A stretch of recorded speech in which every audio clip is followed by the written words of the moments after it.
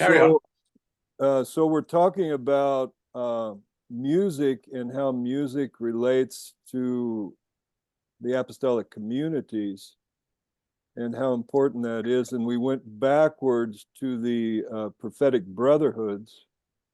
And I made the statement, I can't prove this statement, but I read it. And it seems to, have a ring of truth that the prophetic brotherhoods were very much, it was said that you had to play some sort of instrument to be a part of the prophetic bands from the time of Samuel onward. Wow. It's also worth remembering that, of course, David was a prophet and he was a musician. He gets thought about as, the premier warrior in the Old Testament, was actually a premier musician, wasn't he, really? But it's worth remembering, and I find this very interesting, the story about Saul's demon and how David's playing. Absolutely. Drove it away. And, I heard this Roman Catholic exorcist on a YouTube video talking about plain chant, and I quite like plain chant. I listen to Gregorian plain chant quite a bit, and I find it, I really like it. I find it very relaxing and soothing. And so he was talking about this, and he said, when we're doing exorcisms, we always play Gregorian plain chant very quietly in the background, because it's not very loud. And he said it frightens the demons away. Now, I don't know whether that's true or not, though I keep repeating it. But the point is, it sounds kind of a bit, you could very easily say, well, how do you know that? That's ridiculous. How could you know that? If it were not for this fact, that in the Bible, David's music drove the demon away. Exactly. So you cannot just dismiss it. You cannot. And the interesting thing about plain song is that it's the only place where Hebrew music survives. That's not to say that plain song is Hebrew music, but the Hebrew music only, whatever of it survives, it only survives in Gregorian plain chant. Now, a lot of people think, when they think of Hebrew music, they think of this sort of Yiddish stuff, like da da da da da da da da da da da da da da da, and that is Jewish music, but it's not Hebrew music. Now, really? No, it's not. It comes from Eastern Europe. I quite like that kind of music. I like klezmer bands. So what we're talking about when we're talking about that kind of music, da da da da da da da da da da, if you listen to a klezmer band, they do that, and I quite like it. I think it's really good music, but it's not the Hebrew music of the Old Testament. Where that survives is in Gregorian plain chant, and that's about all, or the only place it survives. Yeah, where would you go to hear that? Well, I don't know, because there is a piece that's supposed to be, I can't remember the name. I can't remember what it's called. There's a piece that's supposed to be based on an old Hebrew chant. I just can't remember the name now. It's been arranged in various ways. We did it in the orchestra once.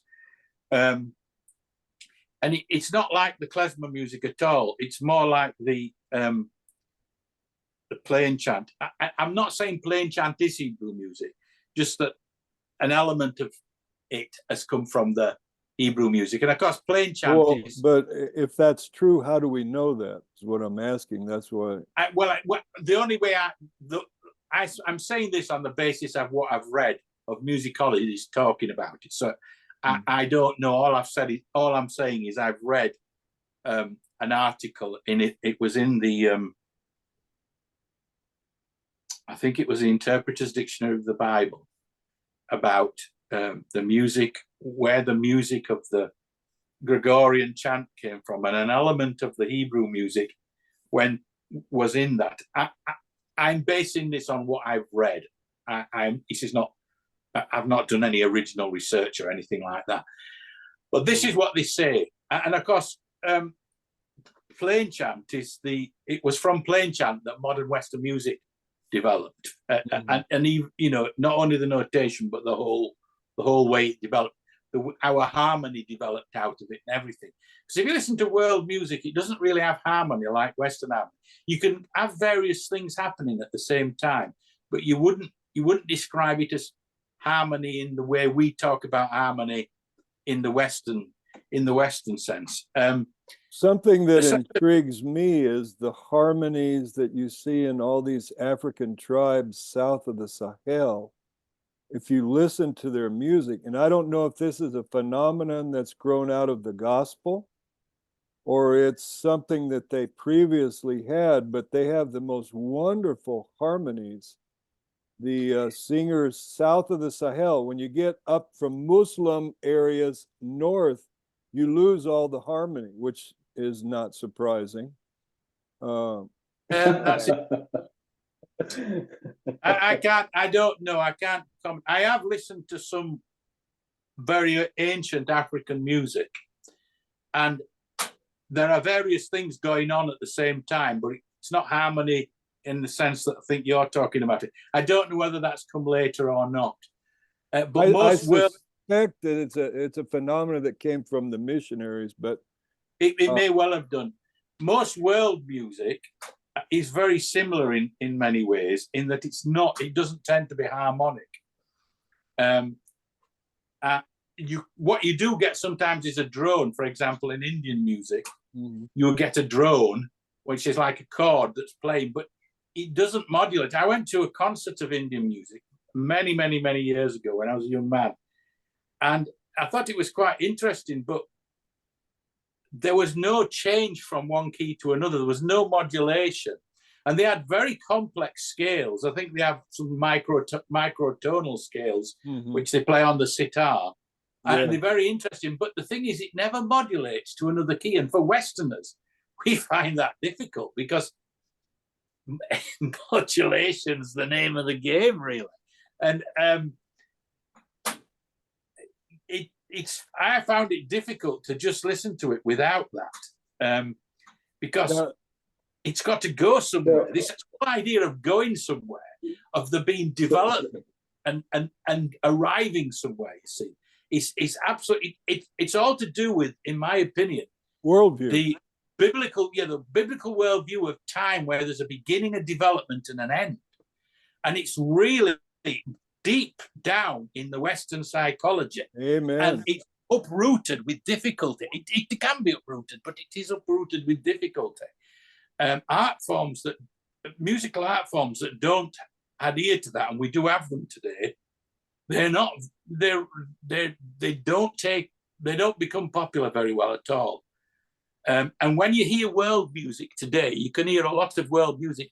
It tends to be mostly subjected to a Western kind of harmonization, and that's how it becomes more realistic. We like to listen to it with Western harmonies to it, but if you listen to it in the raw, it's very different. I'm not saying there's anything wrong with it. I'm just saying it's very different. I have a workshop I do on music. I've given it a couple of times, and it goes into all this, but it tends to take a long time. I think we should invite both Stephen and Pablo, as well as my wife, and when we do our next ethnodoxology. Now, we call it, Stephen, ethnodoxology rather than ethnomusicology, because ethnomusicology is the secular version of what we call ethnodoxology. Which would be broader in the sense that ethnodoxology would be using all of the arts to glorify God. So they wouldn't limit it just to musical expression. No. Okay. Ethnodoxology. Yeah. It's also worth bearing in mind that when the Jews were taken captivity to Babylon, the Babylonians were entranced. Exactly. I was going to bring that up. And there's a psalm based on that. Is it Psalm 137? Right. By the rivers of Babylon. I might have got the number wrong there. By the rivers of Babylon, they're saying, they want us to sing to them, and we can't. But they were quite entranced by that and wanted to hear this Hebrew music. And I read somewhere that that was an unusual thing for a conquering nation to want to hear. So there was something interesting and apparently somewhat special about the Hebrew music. Now there's a psalm also that says, when the Lord turned our captivity, it talks about that he renewed a song and he gave us a new song. Yeah. So I find that breakthroughs in music, I think possibly, now here's a thing that we can speculate, that breakthroughs in cultural transformation are, when the Holy Spirit moves, there's going to be also breakthroughs in music. And that breakthrough in music is related to the breakthrough in a new thrust of mission and transformation. So I find that it's all part of something that the Spirit's doing. That's very interesting. And the reason I say that is that it's certainly in the Western, if you like, classical tradition, I think the Christian faith has been absolutely foundational to the development of that tradition, but not necessarily the church. You've got to distinguish here between the church and the Christian faith. The church often was against new development. Yes, new developments terrible. in music. But yet those developments in music were coming from a Christian worldview. And so if you look at the paintings of Hieronymus Bosch, for example, do you know what I mean by Hieronymus Bosch? Hieronymus Bosch, no. No, well, he was a sort of late medieval painter. He painted lots of really disturbing pictures of all kinds of things, and there were all little demons in them. And if you look closely, these demons are walking around with oboes and things like that, because at the time, these was the demonic, these were seen as not the demonic, but there's a newfangled instruments that were considered to be an abomination because they were new, they were the new things coming through. And the traditionalists didn't like it. But in actual fact, what this was progress, musical progress. And so the Christian faith had really quite a significant influence on the development of Western music. But at times, the church really was against that, those developments. And so, for example, Bach, who was a terrible busker, apparently, he liked to busk when he was playing in the organ in church. Terrible what? Busker. Improviser. Oh, he was, when I say terrible, I don't mean he was a good improviser, but the church didn't like him improvising.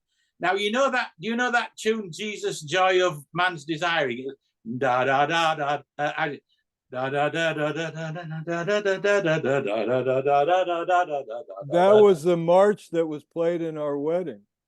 Oh yeah, well that one I didn't sing it very well then.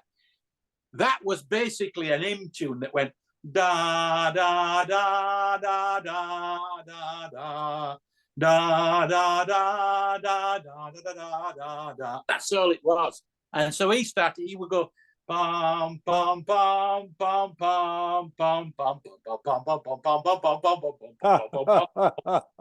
And then the congregation wouldn't know when to come in. So he'd do the next bit and then he'd do some more. And the church authorities didn't like this because they said, well, the congregation don't know when to come in. And so he had a lot of grief from the church authorities. But his music was, he's called the father of Western music, he's Bach, and he was a real deal Christian as well.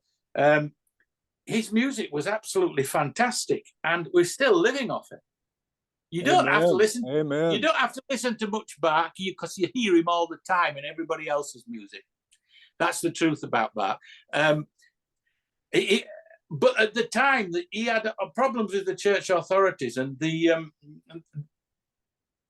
often the church authorities have held things back that way, even when it's really been the Christian faith that's been influencing those developments very strongly. What I want to know is why has the music in the churches in Latin America and as well as in the US, we're stuck in a rut as far as I'm concerned. Instrumentally, the music is stuck on, a bass guitar, lead guitar, and drums, and it just bores me to death. Likewise.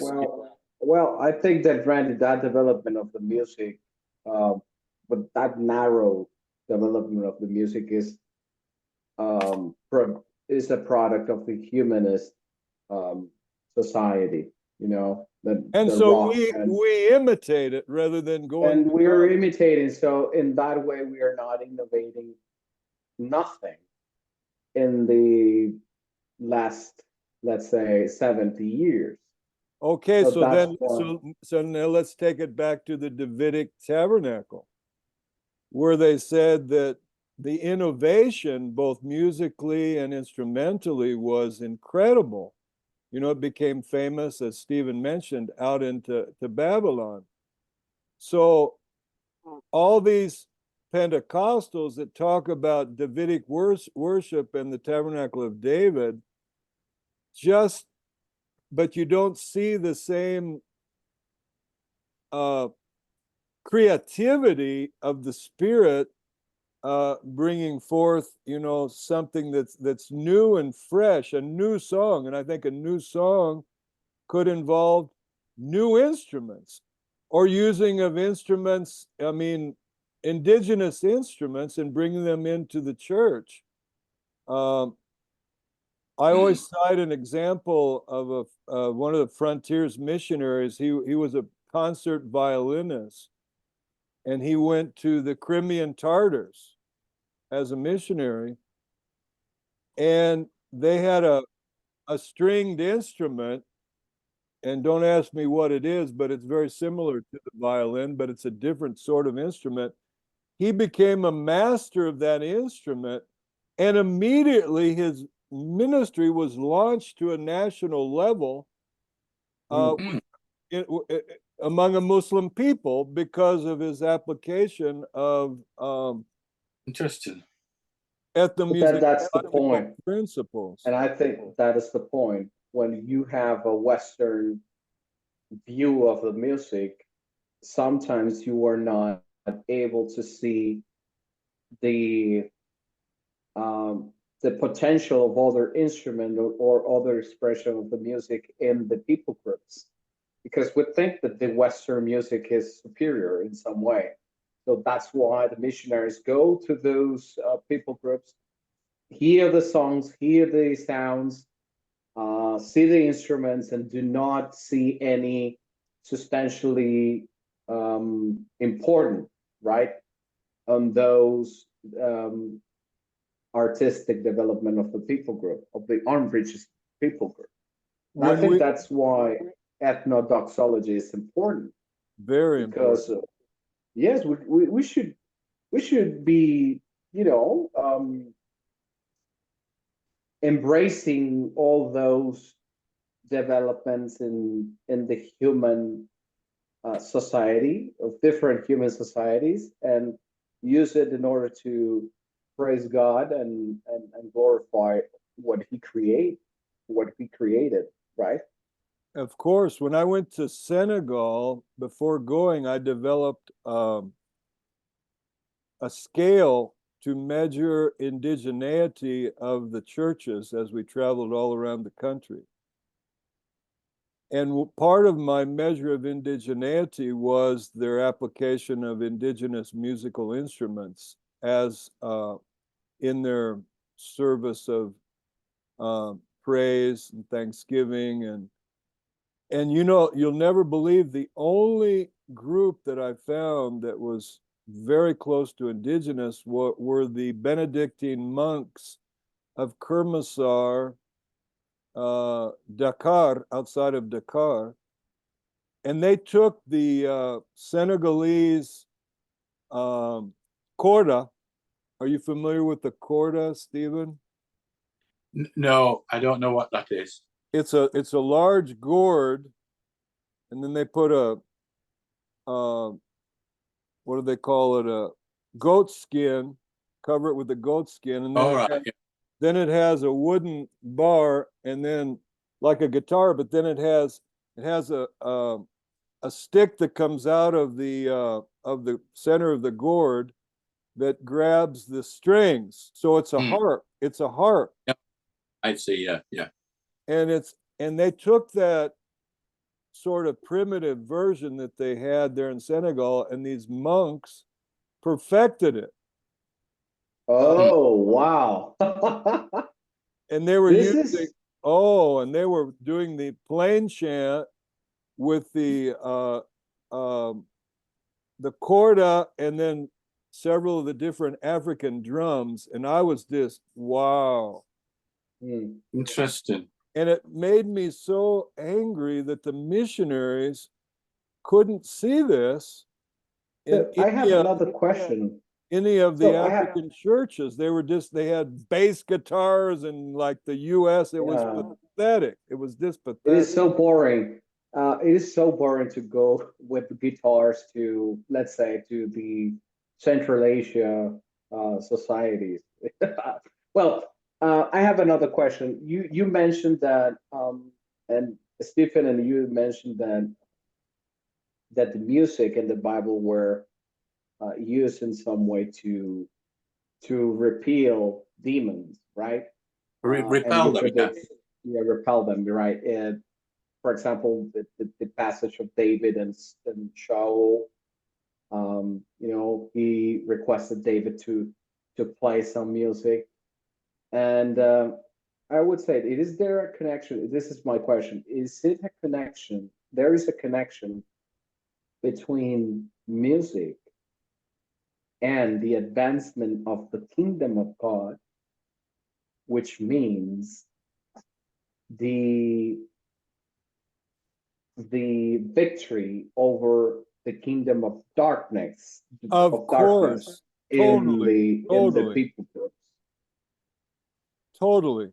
I totally agree. So we would say that the music, the apostolic communities and the apostolic ministry should be using music in order to gain or to reach a people group and win the war against the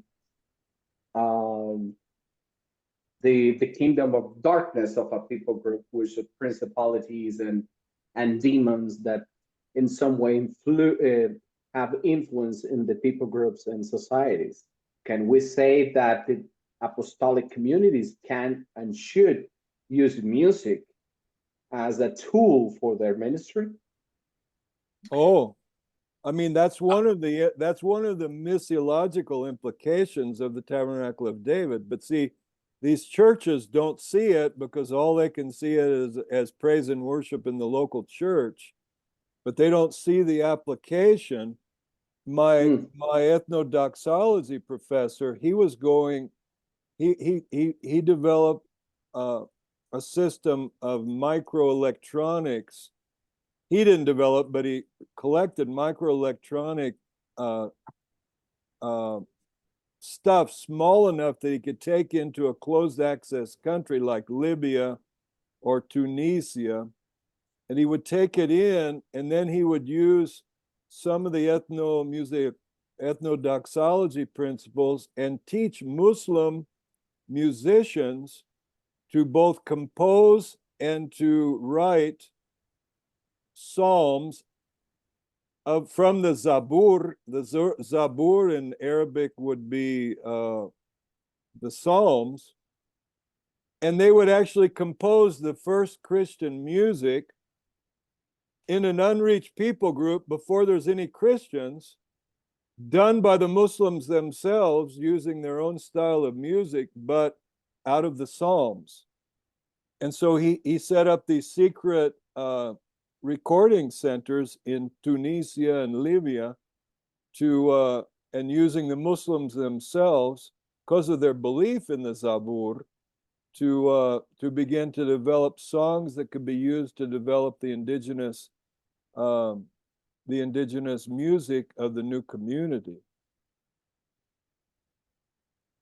Mm. Very interesting, Randy. So it is not only about using music, it is about integrating the music of the people group in the Christian nation in order to use it as a tool of glorification to God, right? It is not only about Unreached using people. our music, right? Well, Because Don McCurry always tells the story about the problems that the new Christians in Morocco didn't like to worship the Lord. The Texan that was leading these new Christians, Texas missionary, was teaching them all the Texas style guitar, and so and the people didn't like to worship the Lord. So this guy is going and he's talking to Don McCurry. He said, "Why don't these people like to worship the Lord?" He said, and Don McCurry, of course, Don believes in ethnodoxology. And so he said, well, try this and this and this using native instruments and native, and he discovered that, of course, they love to praise the Lord. But see, I think what you're saying there is actually this is a very serious problem, in my opinion, in modern Western churches, because when I go to church, all I hear is the same kind of music. It doesn't matter what church I go to. It's terrible. It's these modern choruses. You know, I feel like I shouldn't say this, but I do. I feel like it's an aping of the world's music. Aping of the world music. What that means? No, a mimicking of the world's music. No, in other words, I like aping. It's aping. Well, yeah. I don't think, I think Lester didn't quite know what I meant there, but it means like mimicking it. And they think that this is how you bring, no, you got to put your hands up in the air like this. I used to do a chimpanzee impersonation. It was one of the best I've ever seen. And other people who see it always agree, but I don't do it anymore because I've got too old for it. But I think, Stephen, I think that what Randy just said about that history or anecdote of Don McCurry is interesting. I think that the Western music is so diverse as well that what we have right now, really, in the Christian congregation is a kind of American music, in my opinion. It's like pop rock or pop rock or something like that. But it's we have rock love ballad, isn't it? It's and I think that in Europe and in Latin America we have a diverse range of genres of music that we should be implementing in the Christian societies. But the problem is that we are just importing the music from the United States. And this is because the missionaries came with that idea of bringing their own, context in the communities of the native communities in Latin America. And that's why we are, reproducing the music of the United States. But the idea is that the apostolic communities, what we're discussing here is that the apostolic community should be enough smart to see what is the expression of the societies in those places and use them in order to engage them in the conquest of the entire social order of the people groups, because I see a connection between the arts and music with the general thinking of a social order. And that's why I think this discussion is important, because sometimes we see arts like it is a topic that only the elites are interested in that. And I think that it is a very strong influence. I think Yeah, I think that leaders of churches and theologians see the arts as something of an added extra, but in actual fact, the secular humanists don't see it that way. They see it as important, and they have been able to get their message across and their worldview across through the arts, and they've got a, you know, if you look at film and theatre, music, all the arts, they have been able to use these mediums as a carrier for their message, and the church has simply ignored this, and I think it's been a disaster, because what happens then is that really important area of life, the arts, it becomes sort of de-Christianized in a way. Well, it's we're allowing their music worldview to disciple the nation. Yeah, yeah. My ethnodoxology professor made a grave error, and at the time I didn't have enough philosophy to really say. All I knew is this did not sit right. He said all music is equally neutral, and I said, what? And then, you know, you have to realize that all the arts come out of a worldview. Mm. So if the domain of the arts is not flowing from the worldview, that's why it says, that's why I so love Psalm 87, where he says, all my founts are found in thee in Mount Zion. Mm. Of course, that's where the Tabernacle of David. So all of the fountains of the spirit, of the arts, of praise and instruments, and the outthrust of mission has to come out of Mount Zion. Mm. But we've let it come out of Athens. I agree with or Babylon, and then not only that, we follow Babylon and we imitate their music. And even the Tabernacle of David Pentecostals imitate Babylon. They don't understand the Tabernacle of David and what it really means, but they like to dance and they like to praise the Lord, but they don't understand the real root of the thing. But you see, I think what's happening in this matter with the music is just what's happening more generally, and that is this, that the church now, well, at least the Western church in our age, is very worldly. And the music that is being used is worldly. It's very worldly. We are following the world instead of leading the world. Exactly. And in the past, the Christian faith has led the world in many of these areas. Now we are following the world. And, you know, I find it troubling that it does not seem to be on the agenda on the church mostly. There are a few exceptions, but the churches just,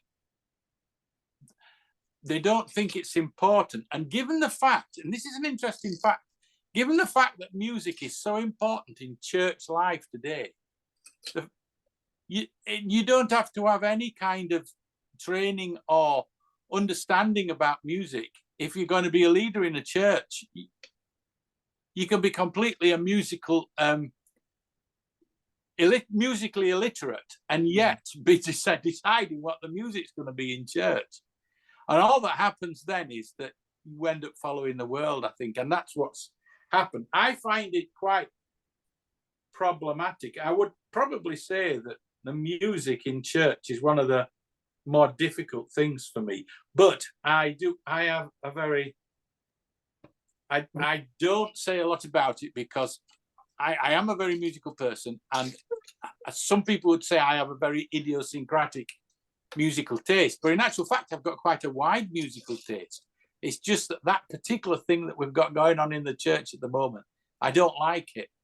But there are lots of other stuff that I do like, and they don't, you know, these things don't get used. So I think this is an important area. I think it's an area that really needs to be looked at, but I don't think the church has many people in it doing it, and that's why you may be right that this should be an area for apostolic communities to concentrate on as well. And Sorry, the problem is, I the think problem this is not, sorry. This discussion is prophetic, and thank Lester for bringing it up, that I think this is, the apostolic community needs to, as part of its prophetic ministry, to catalyze newness in worship, in praise, in thanksgiving, in what we do as a community. And we need to be willing to experiment. Let me share another testimony. We were witnessing to some black Moors in downtown Dakar, Senegal. It was in some back streets, and I was hanging around with one of our missionaries over there. And so we were hanging around with these Moors that were involved in playing drums and doing their thing right on the street. So as we began to witness with them and share with them, I was standing behind one of them, and all of a sudden, one of them came up behind me, and another came up in front of me and handed me a drum. Wow. And then the one that was behind me grabbed my arms and started to lead me and get the rhythm for playing the drum. And of course, one of the ways in Senegal that you call demons are with the drums. So I'm going, oh my Lord. Lord, protect me from the demons. But here's the thing, are we willing to take a risk? So I said, Lord, you protect me, I'm going to take a risk. And I am not a good person with grabbing Latino dance or Latino rhythms, but after the guy got me going and my hands started to move, I was playing the drum, and that started drawing people off of the streets, seeing this European guy playing the drums with the Sufi musician on the street. And that opened the door to preach the gospel to that group like nothing. The missionary was just absolutely thrilled. And I said to him, this is a key. Music is a key to opening the door to the nations. Interesting. I would say always the history of the Marxist Sandinistas in Nicaragua.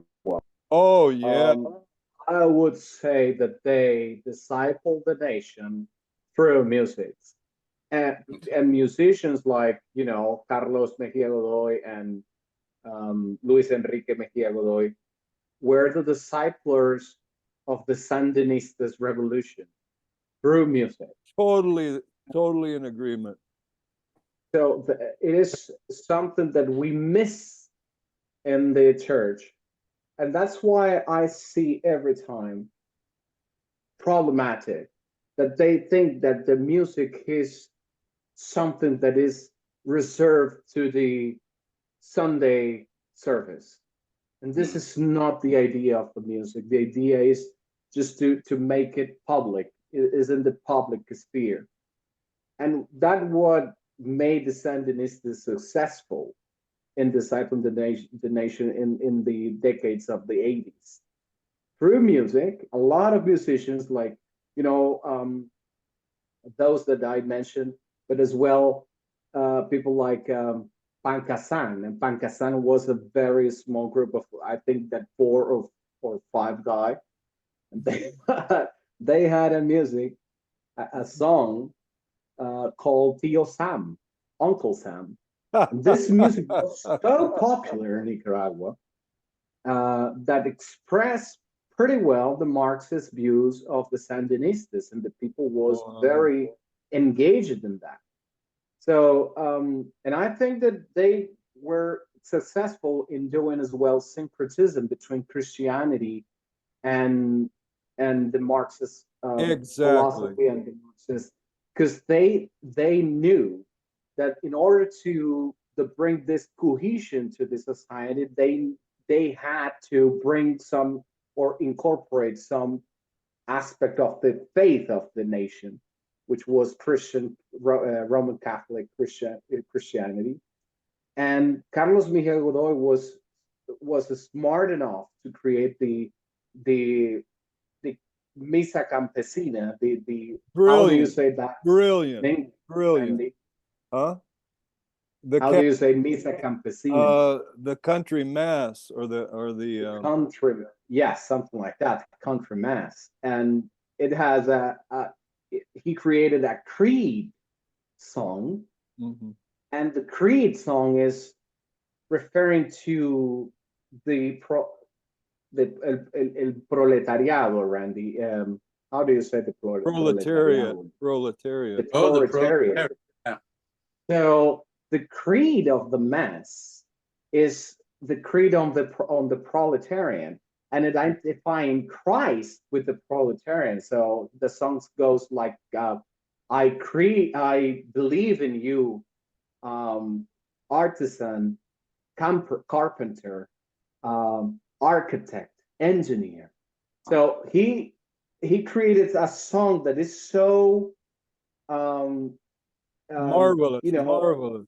it is so the people can engage with that because they can identify with that proletarian, with that carpenter, with that architect, and he identified Jesus Christ as the architect, as the carpenter, and I think that they were very successful because they brought the music to the entire society, to the entire nation.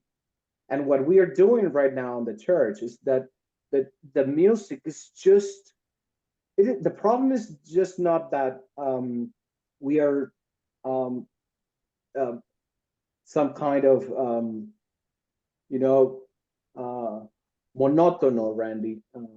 Monotonous. Yeah, monotonous. Monotonous. The problem is as well in the lyrics or the poetry that we bring in the music. It is repetitive. It is something that is Stuck in a rut. boring. Stuck in a It is rut. something like a mantra, with like the people of singing in the Yeah. church is repeating a mantra. And the problem as well is that we enclose the music just to the service of the congregations, and I think that we should take notes of how to use music as well outside the local church. Totally agree. So and of course, Oh, what was the company of prophets doing? They were not in their little community. They were going down the mountain or going up the mountain. I don't remember they're going down or up the mountain when they had when Saul had his encounter. They were out in public dancing and singing with instruments and tambourines and drums and who knows what other, flutes probably, when the Holy Spirit came upon Saul. Yeah. Well, I for a long time I've wanted to do something here that would be like a music group and street theatre combined. Yes. And because I think that you can engage with people when you do this. When people see street theatre, they engage with it, and you can do this, and you can incorporate music into it as well at the beginning. If you get a group of people doing something like some music, it'll bring people around looking, but it's not something you can do on your own. It needs to be done well, and you need musicians, and you need people who can do the street theatre as well. And I sent out round to the churches a letter saying about this, saying that I wanted to set up this street theatre group, a music group. Could they pass information on to anybody who was interested? And this would be about 15 or more years ago now. And at first I got no response whatsoever. And in the end, I got 2 responses from people. And both said they'd like to be involved behind the scenes, but they don't want to be involved in actually doing it on the street, doing the act. Of course, that, there's no point for what's happening behind if you don't have people doing it. But I think that it could be very effective. And because, you see, there are biblical precedents for both the music and the street theatre, although But the prophetic street theatre was pretty grim when you read about it. Nevertheless, I think there is, you see, the Bible's storytelling, isn't it? Jesus told stories, and street theatres like telling stories. I think there are things that we could really do that could be really effective this way, but to find people who want to do it is quite difficult. When I was a young Christian in my early 20s, I was in a kind of a Christian, we had the church I went to had a little Christian theatre group where we put, we did sweat sketches and little plays and things. And, that can be a really good thing to do, especially if you can work music into it as well. But there isn't much interest for it today, even though music is a big thing in church services. There's not much interest in doing this kind of music in a more missional context. There's just no interest in it. And I think that the problem, Stephen, is because the dualism in the church, because they think that this is something that is not related to the spirituality, and this is not related to the Christian faith. They think that this is worldly. So that's why you cannot find people interested in interested in arts, or being part of a play, or being part of a public service, because they think that they live and in a spiritual realm in the Sunday service, and they think that they cannot do anything in the society. And I think this is the problematic of the dualism as well, affecting the arts of the Christian nation. Yeah, you're right. It is. It's very strong. The dualism is very. It affects so many things. You're right about that. Yeah. Well, one of the times where the church has been pretty good at this is during Christmas time. What do they call those groups where they have an assalto and they come to like a mall, and these musicians just kind of show up out of nowhere? What are those called? Flash mob. A flash mob can be very effective in opening people's hearts up to different themes, and very classical Christian Christmas songs. So I think these principles can be applied, but we've got to get down and pray and be creative. I've got another testimony that to me is just absolutely marvelous, from a very effective missionary to one of the tribes in Mali, several of the tribes in Mali. His name's Randy Criswell.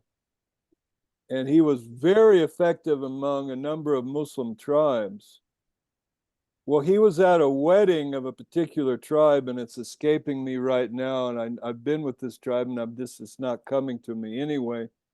And he's at this wedding, and I've been to weddings in Africa with these tribes, and when they dance, I mean, the drums.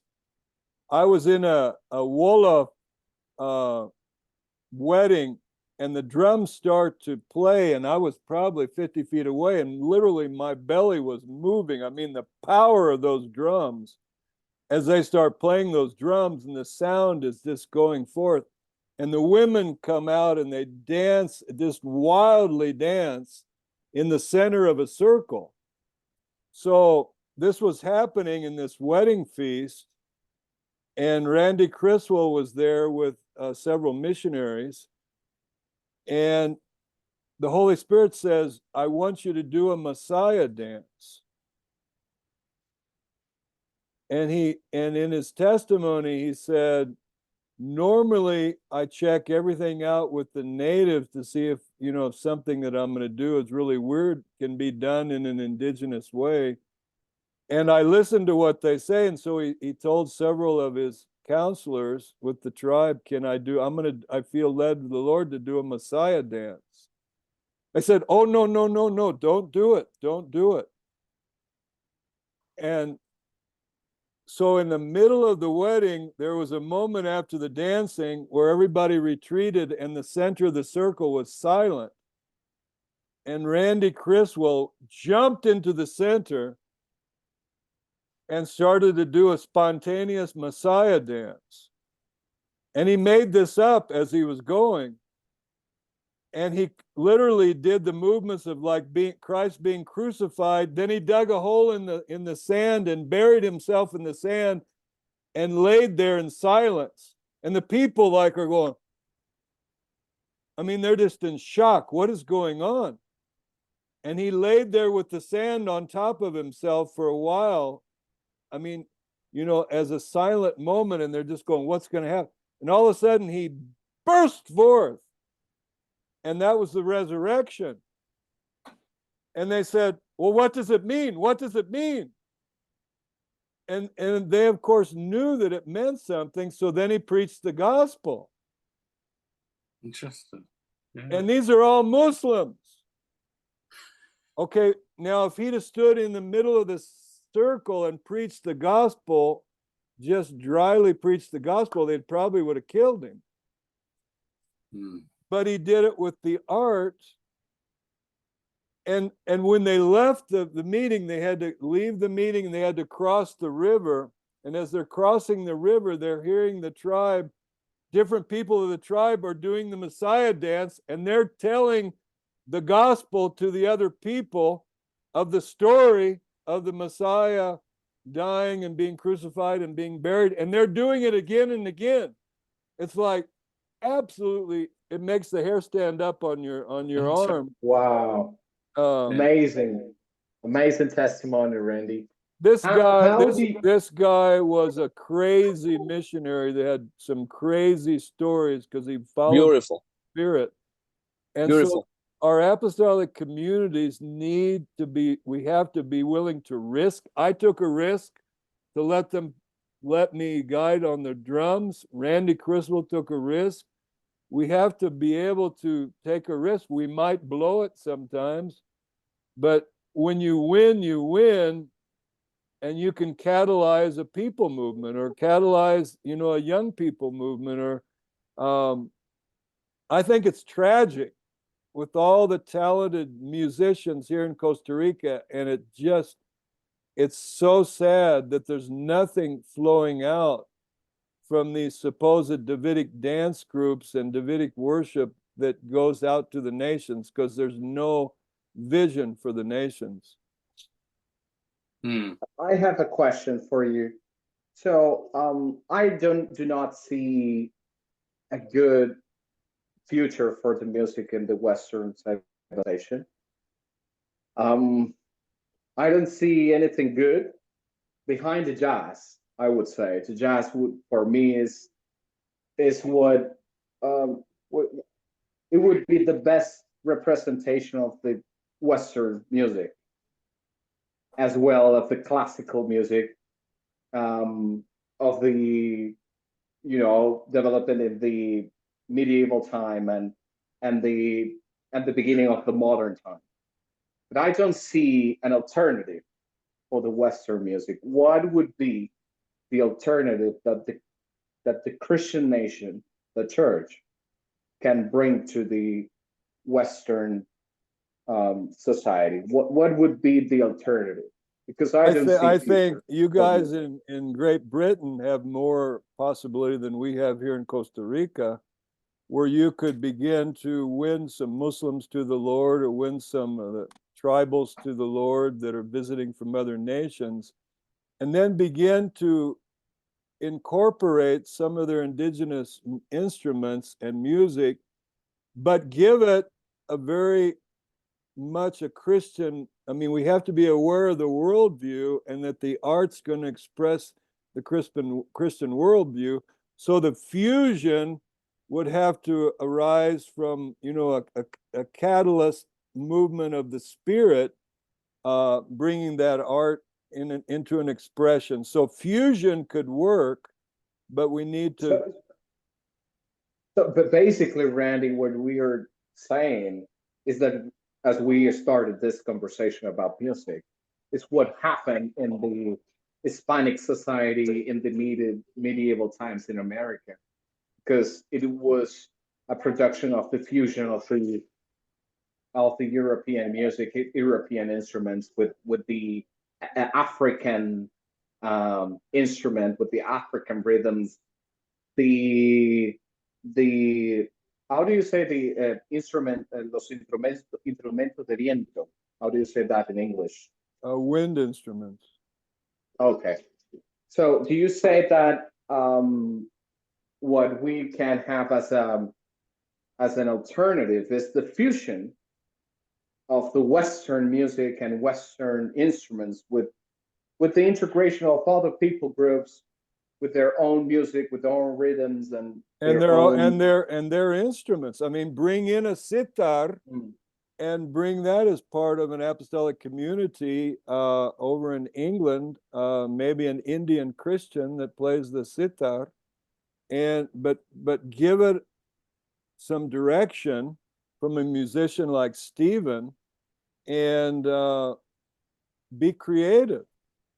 Let's ask God for the Davidic tabernacle of spirit to be poured out upon the apostolic community once again.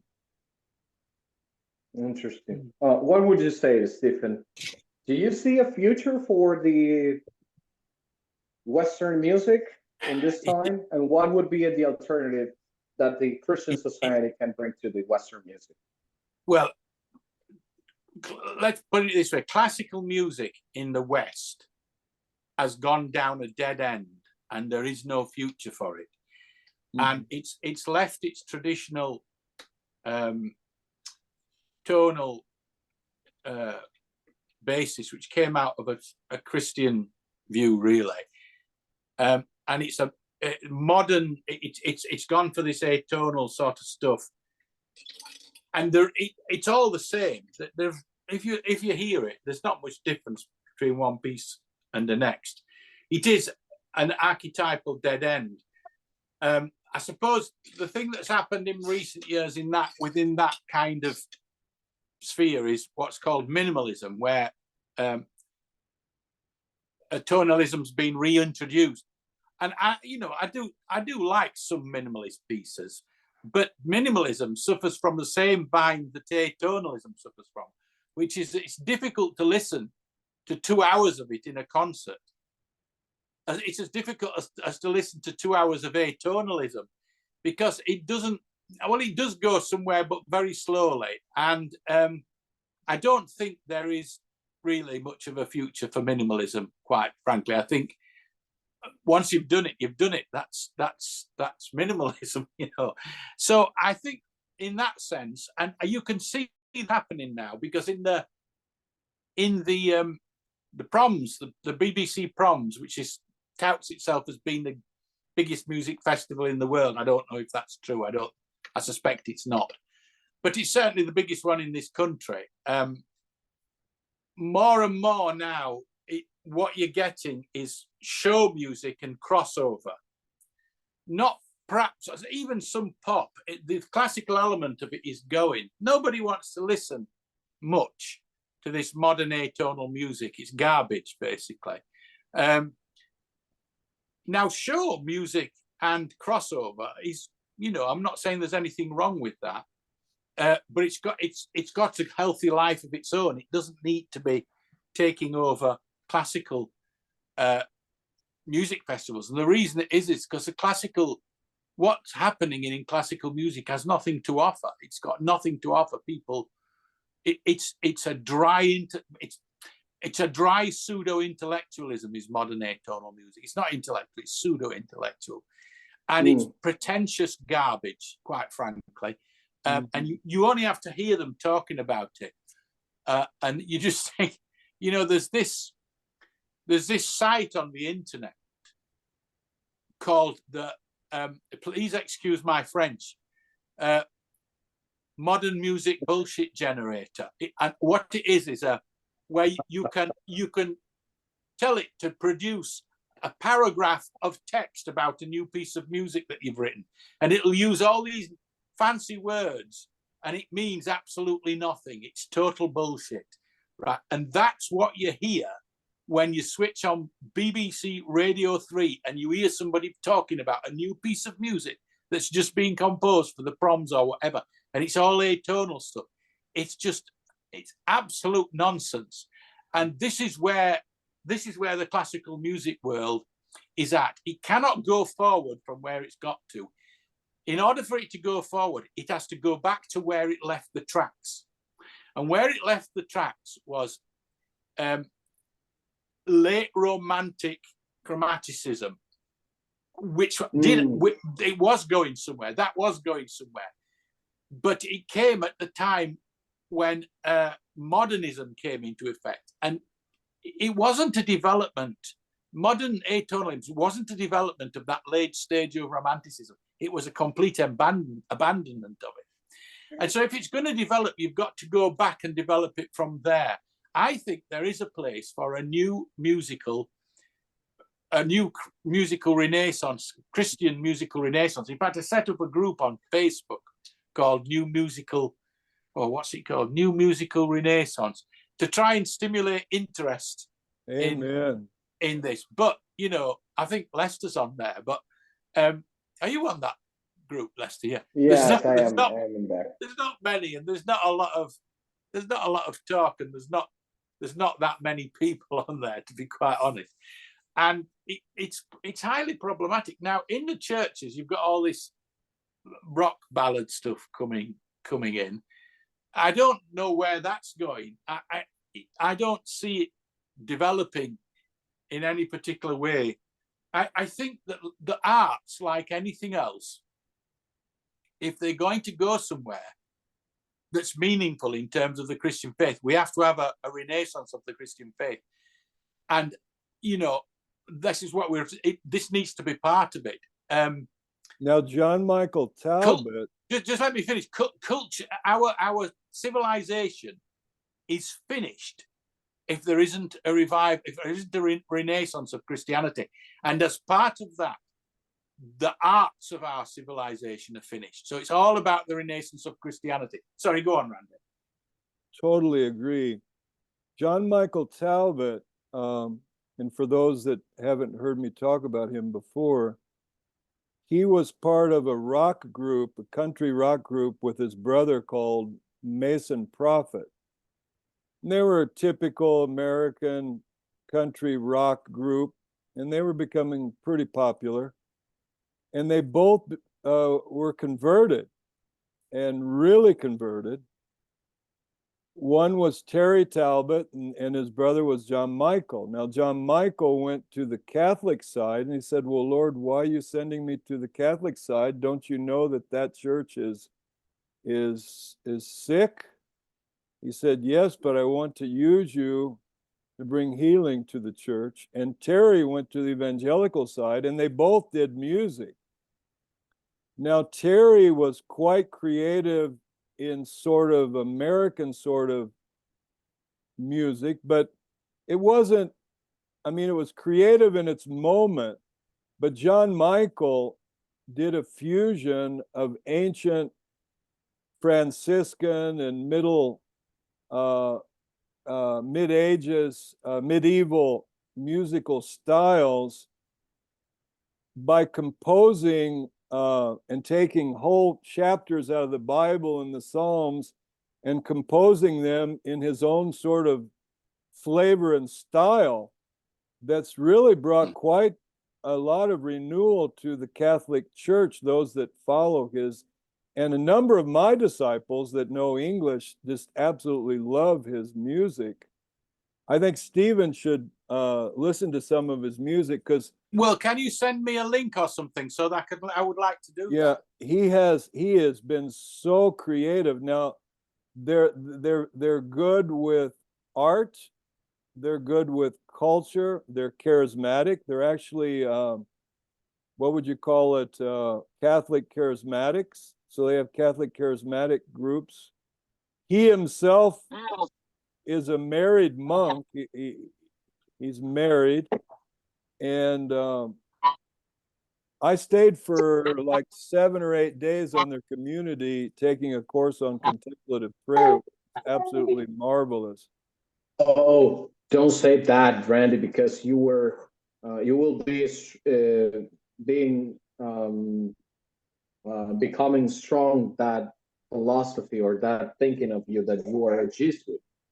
an infiltrate of the Roman Catholic Yes, Church. definitely, Yes, you definitely. And the Protestantism, Randy. I'm a spy from Opus Dei. I don't think you've made it unless you've been called a Jesuit, really, in our movement. And so, Well, I would say that. I think Sorry. the other point I'd like to make is that the Quechua in the mountains of the Andes, Dr. Winter shows, and I've lived it myself, you know, going out with the Quechua, they began to sing the gospel and sing songs of the kingdom in their Quechua music style with their Quechua indigenous instruments. And that was key to making the gospel flow through the Andes Mountains. It was not Western music. It was Quechua indigenous music that was key to causing the gospel to flow all through the Andes. So these principles are powerful principles, and it's absolutely pathetic that our musicians cannot see this when there's so much information out there these days. But our Christian musicians do not come to ethnodoxology or ethnomusicology courses because they're not interested in the mission of God to the nations, most of them. I have a question. Yeah. Can salsa music be restored? Make salsa great again. Because, you know, there's that music is pelvic sorcery. Sorry, say that again, Mio. It's what? Pelvic sorcery. Oh, right. Is it very okay, I think I know what you mean. It's a joke, but not that it's okay, it's half a joke. What do you think, guys? Because if we are judging styles or different kind of musics, I have an interest on that one. You like salsa? Definitely, and this is very important what you're bringing me, in my opinion, because I see a problem of the classical music with the salsa. They have a common problematic. The common problematic is that the salsa needs a lot of musicians. So it is very expensive now to produce salsa music. In the same way, it's very expensive to produce classical music because you have to pay a lot of musicians to play it and to perform it. So, but that is not a problematic from the Christian perspective. That was never a problematic from the Christian perspective.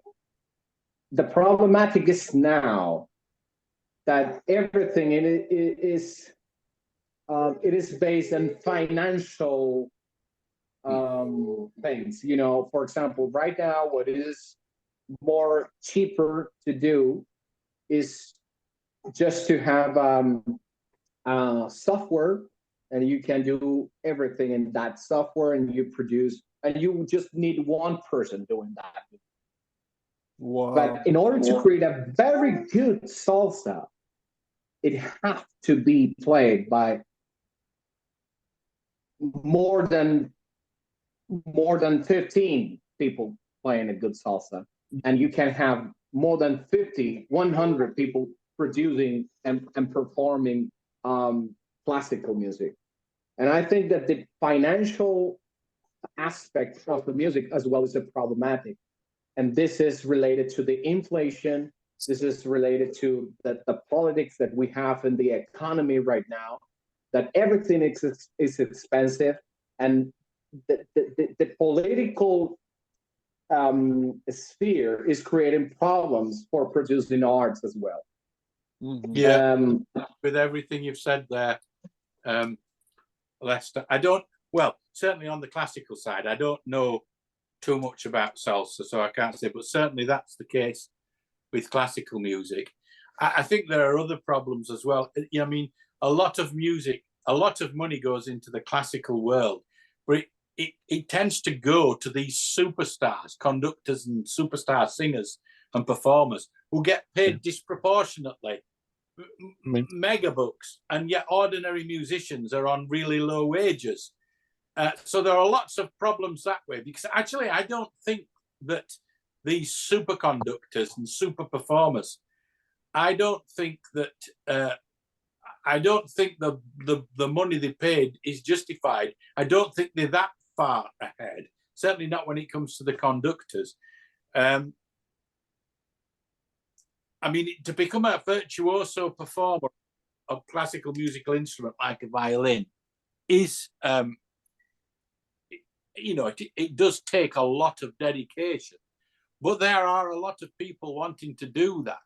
And one of the problems with the classical world is the gatekeepers of the industry, who are not necessarily gifted musicians. Mm-hmm. Sometimes they are, sometimes they're not. But it's as Lester said, it's a real money racket. And it's not actually about the music, it's about the money. And it's about being in it's a guild mentality, is what I'm saying, really. Mm. And guilds are always a problem. They're a problem economically, they're a problem in every way. I mean, the clergy's a guild as well, and that's a problem too. But certainly there's a guild mentality in the classical music world, in my opinion. Mm. Mm. Wow. Yes, and I would say, BBC, well, how many people? Sorry, Stephen. Oh, it's a joke. Carry on. I would ask, how many people plays music in the Sunday services for free? I think here most of them they don't charge for doing it, but I wouldn't have said in the Sunday services of the churches they do it, but they're considered really part of the leadership group, because of they're part of the priesthood guild, really, because of their position in leading worship, you see. So there is they might not be paid, but they get kudos out of it. Mm. Yes, that is the what I want to bring to this discussion, because if they do not, they are not being paid for their service, maybe they're not so good, maybe, but there could be that there are very good musicians in the Sunday services, in the congregations, in the modern church, but they can be part of more impactful initiative in the music sphere, and they can do it for free as well, and being more impactful in apostolic communities, for example, or in a society. Just not I am saying that there are people that is willing to participate in music in the Sunday services, and I see that they are not relevant for the society, in the Western society. I think a lot of, yes, I can think of situations where that is, and here's the problem. If people play acoustic instruments, there isn't so much opportunity for them, because it's all electrical amplified, it's electric guitars and things like that, and it's amplified, and it's often very loud as well. In fact, if you stand outside many churches now, you'll hear the instruments, and you might hear the sing-song maestro on the microphone, but you won't hear the congregation singing, because it's all drowned out by the amplification of the electrical musical instruments. I don't like, personally, I don't like electrically amplified music. I prefer acoustical instruments. really. And acoustic instruments can make quite a racket, actually, but not as much as this amplified stuff, which is often at a level where you can't even hear yourself talking to the bloke next to you. It's that loud.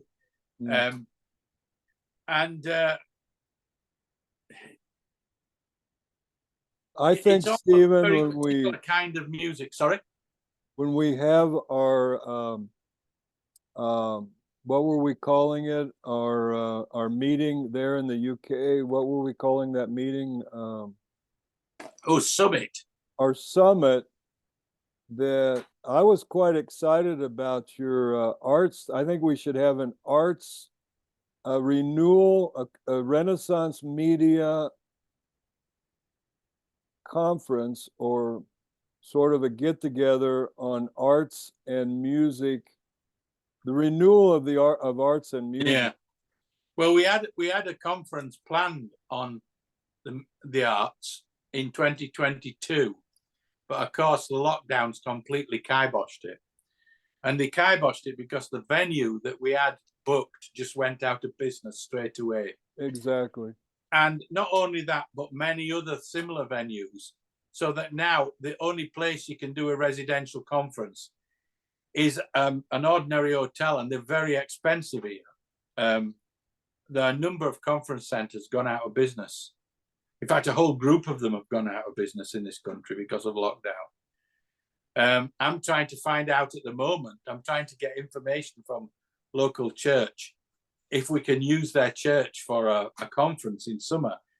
And I'm not hearing anything. I have sent a number of emails, but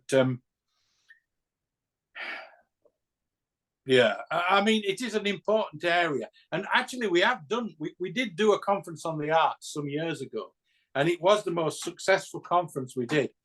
People came to that conference who don't normally come to our conferences because there is a lot of interest in the arts, even among Christians. So it is a good subject, but that one just was completely,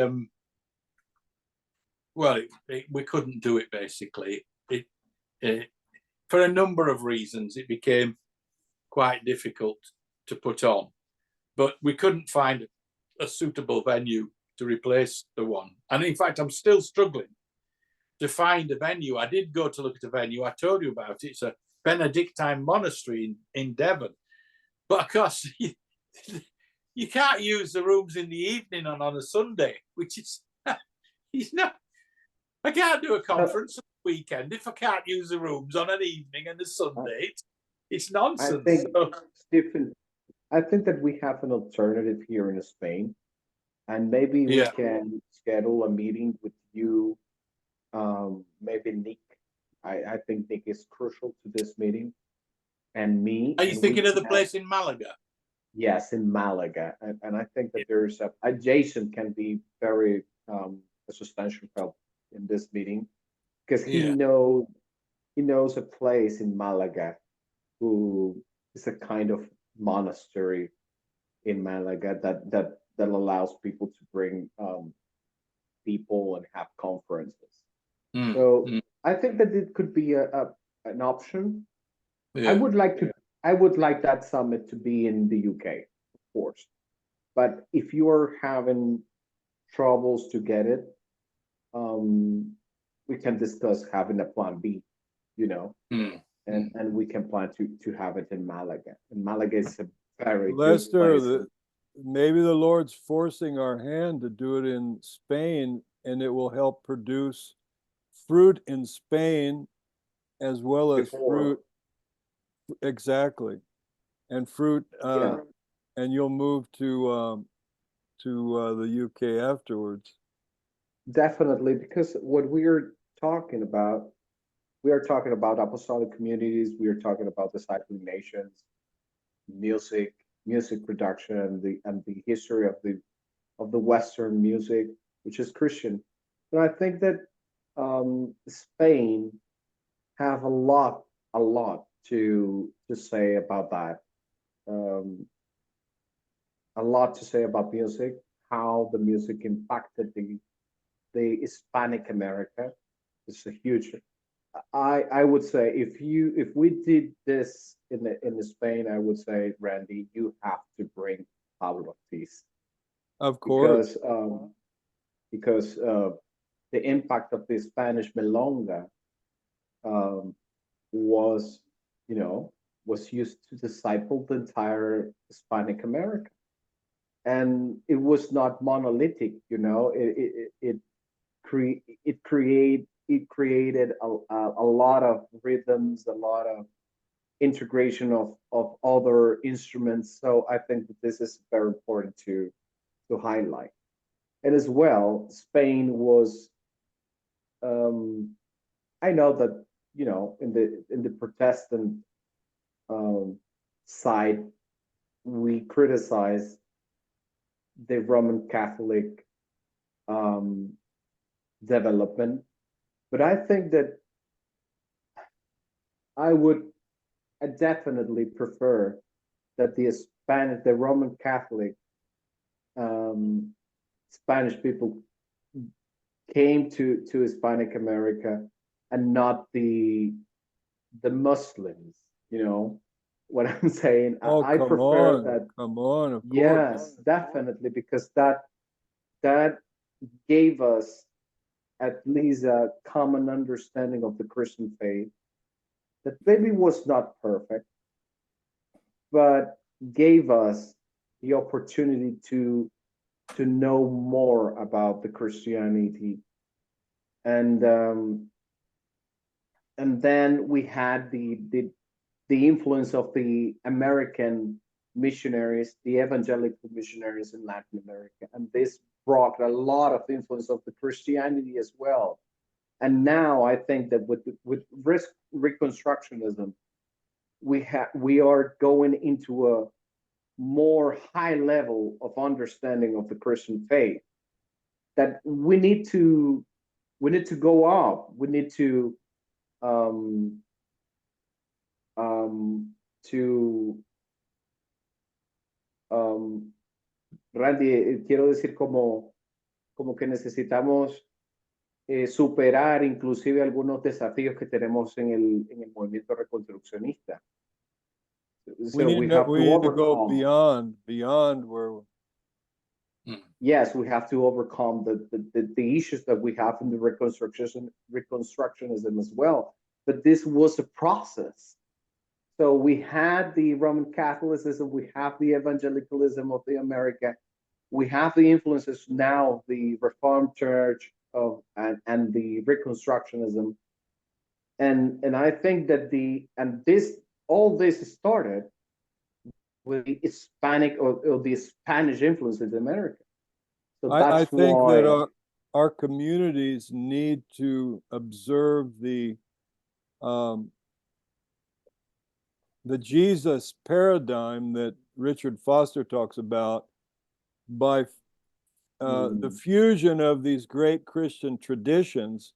And I think there will also be a fusion in the musical traditions that will produce sort of a renaissance that Stephen is looking. I mean, with the Spirit becoming involved, well, of course, he's the basis of the whole thing.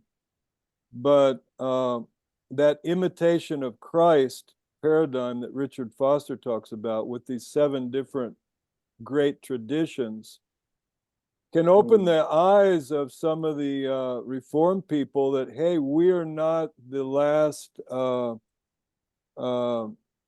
Kool-Aid in the desert. There are other flavors of Kool-Aid that can refresh God's people. Yeah, and I see this. I don't want to be arrogant. I don't want to be pretentious. And I have been discussing this topic with Jason, for example, and Jason had some highlights on this. He said, "I want to learn Spanish." He said, "Why?" I asked. And he said, because I think that the Apostolic Communities is more related to, or is more, relevant in the Hispanic community. It is Wow. not. I do not see, Anglo-Saxon or English speaker very interested in this topic. Yeah, but when John Michael That's Talbot, Lester, tried to do what he was doing, even the Vatican says, you'll never do this in America. It'll never happen. But once again, how did he do what he did? It was music. He used his music to create this movement within the Catholic tradition. And definitely, he moves in both. definitely. He moves in the charismatic tradition. He moves in the contemplative tradition. He moves in the holiness tradition. He's missing some of the traditions, but especially the apostolic. I have to confess, it has occurred to me from time to time that because I think you're right. I think it is difficult for this kind of thing to take off in like England, the UK, and probably America as well. There doesn't seem to be a lot of understanding and vision about it. But I have wondered from time to time, because you do get artistic communities sometimes, and I wonder whether it could get going more easily if it's seen as being a Christian artistic community in particular. I think there is perhaps more chance of that than if it's got that artistic component to it. I think it's probably got more chance. Here's the problem in this country. The arts are absolutely pickled in socialism. Wow. Oh. And the artists, not exclusive, but on the whole, actors, musicians, painters, artists generally, not exclusively, but on the whole, tend to be pickled in socialism here. I mean, it's true that the whole country to some extent is somewhat pickled in socialism, but that's the problem with the artistic communities. I think there's a lot of possibilities, but the question is, how do you deal with the socialism? Because artists, certainly in this country, tend to predominate to be socialistic. And of course, what we are proposing, you see, I think socialism is a counterfeit to Christianity. Exactly. Definitely. And the two are not compatible, but so many people believe that socialism is Christianity in action, and it's not. It's a diabolical counterfeit. But just to go back to what you're saying, I do think, I've sometimes wondered whether the arts being a big part of it could really be how it gets going. Because I think, even though I've said about the socialism, I think artists are probably more open, even though they've got those wrong socialistic ideas about things. They're more open to that kind of thing. So I think I think the arts are an important. I think they really are very important in what we're doing.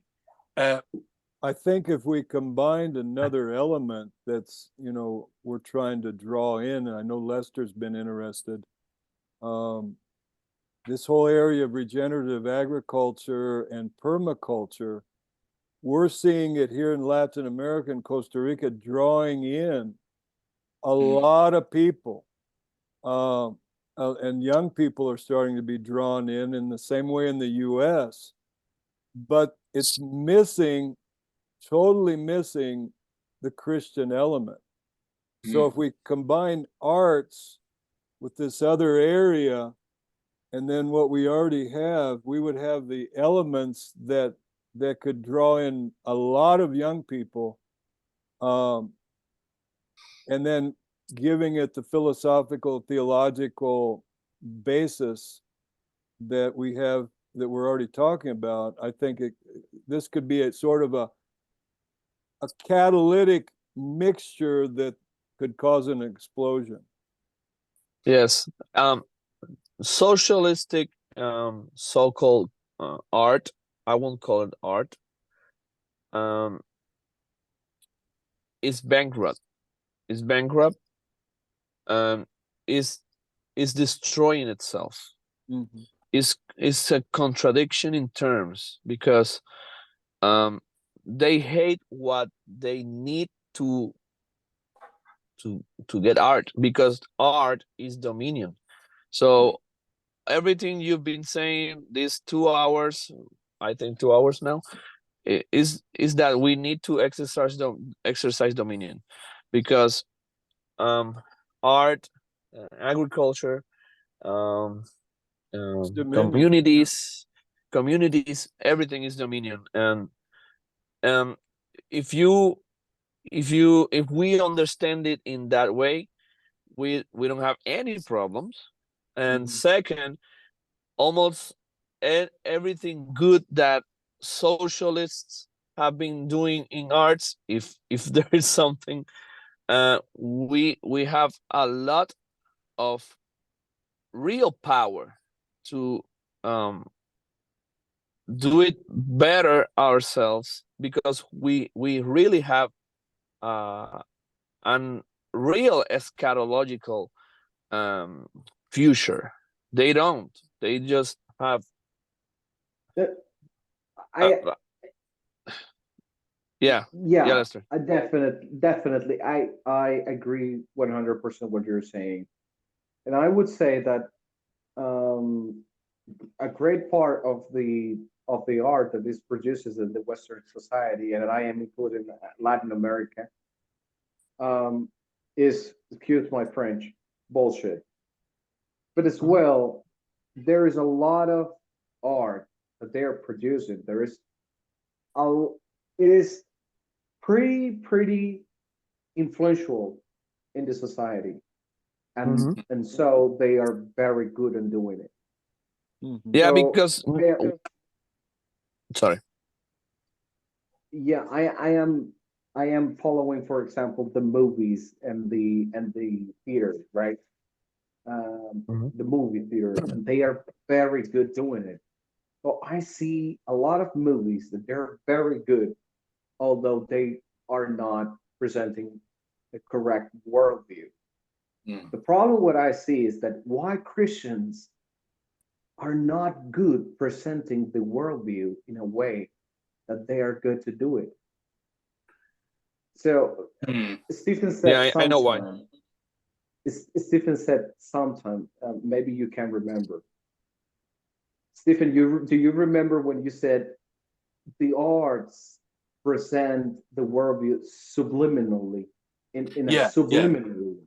yeah. So this is a biblical principle, and I Mm. enjoy to see movies or see theater that is Mm. subliminal, and they are very good. The socialists, Yeah, all the political realm, they're very good in doing it.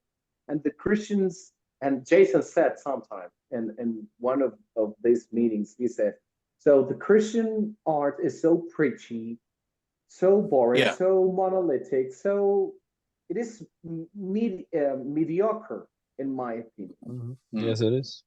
And this way, I am not so um, close to learn from them.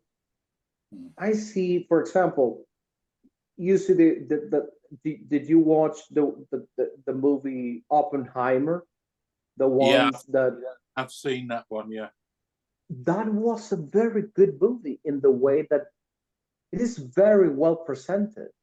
yeah. Good production.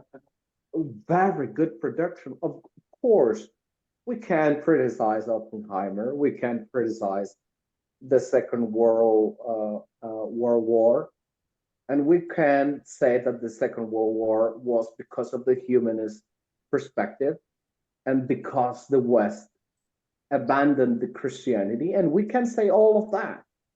But they Mhm. presented the worldview very good, and Mm. you cannot obvious that.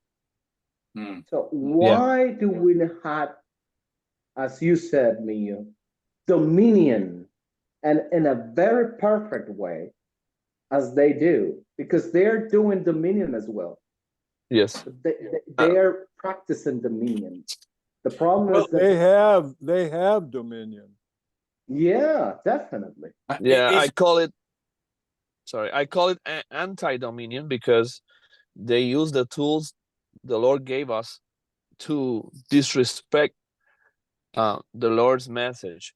But you cannot beat something with nothing, and church is really trying to beat something with really nothing. That's the problem we're having. would you say this is a problem though as well? That one of the what's feeding into this is that the Christians will preach a very evangelistic gospel message in the very narrow sense, but the real problem is that for many Christians, actually their worldview is secular humanism. Exactly. It's not Exactly. That's what I Christianity. mean.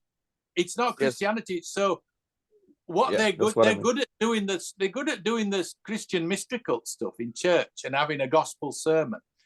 But when it comes to these things where you're going to look at the life in the world and use art to present a message subliminally, they can't do it because their worldview that they're working with isn't actually a Christian one. It's the same as the worldview that the world is using. It's a worldly worldview. It's a secular humanist worldview. And they don't understand how worldviews work. They don't understand. So in actual fact, if you get a lot of Christians to do an artistic or drama or film or something like that, if it's a direct gospel message, they'll do it, but the production values perhaps won't be very good, but they can do that. But when it comes to doing it in terms of a worldview approach, they've only got the secular humanist worldview to work with. And so underneath the whole venture is, if you like, crippled by the fact that it's not a Christian worldview they're presenting. Wow. Exactly. I mean, I'm putting that forward as something to consider. Do you think that really that's the problem? Why? Yes. I We're not think good. you're right. We're not Yes. good at art. The You're church. right. Yes, that's is not what I good at meant. art. Yes, that's what I meant when I say Right. we are okay. trying to beat something with nothing. Yeah, that's exactly what I meant. And Hmm. I want to say something, but I'll say it in Spanish, and Randy can please correct me in English. I think that dualism, la iglesia está siendo, ¿cómo se llama? Cómplice. El dualismo nos hace cómplice. Dualism is making us accomplices of the enemy. Oh, absolutely. Yes, That's absolutely. and that's what's happening. Yeah, we are working That's a for good them. meme, Mio. You should turn that into a meme. Yeah, you should take it again because it's working what we are doing.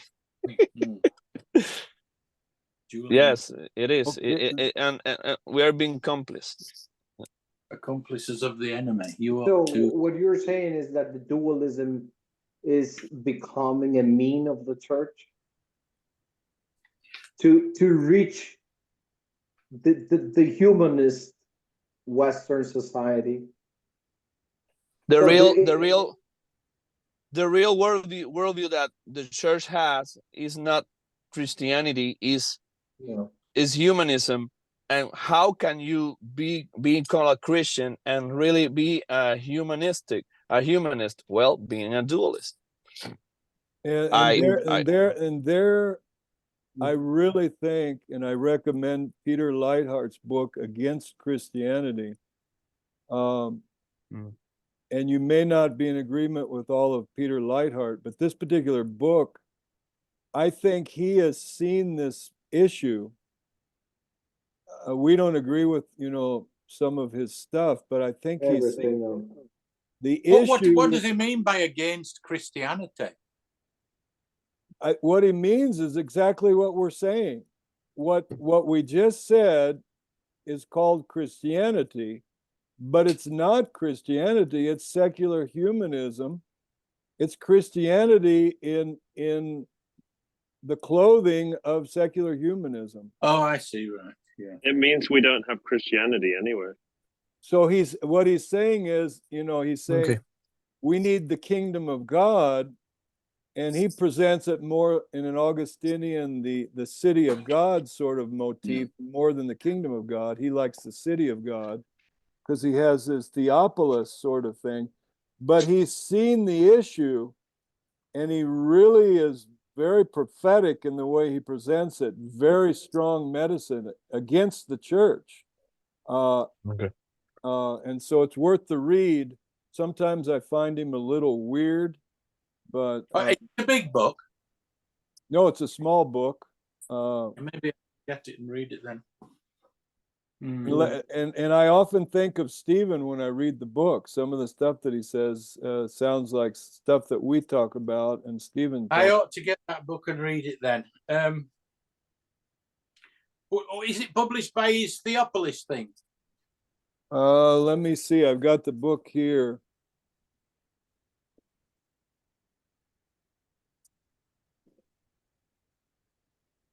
You send that in PDF form, I think. Do we have it in the chat group? Yes, I think. Oh, we have it. Is it a PDF? Do it I think Randy sent PDF. again? All right. Show me the thickness of it, Randy. Oh, yeah.